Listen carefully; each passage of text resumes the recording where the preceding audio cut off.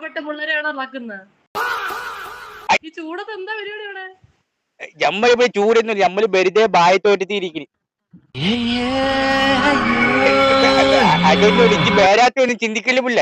നമ്മള് പാപം ആനഞ്ഞ്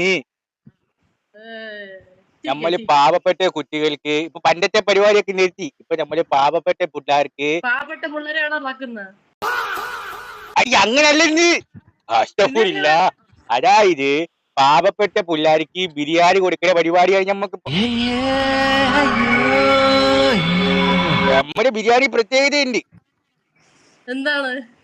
നല്ല മുട്ടനാടിന്റെ വെളുത്ത തൊര കൊണ്ടുണ്ടാക്കിയ ബിരിയാണിയാണ്. എന്നാലും അതല്ലല്ലോ, എവിടെയോ മുട്ടനാടി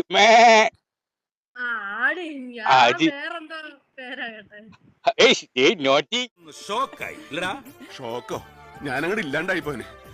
മനുഷ്യന്മാർക്ക് മാറാതെ നേരം വേണല്ലോ.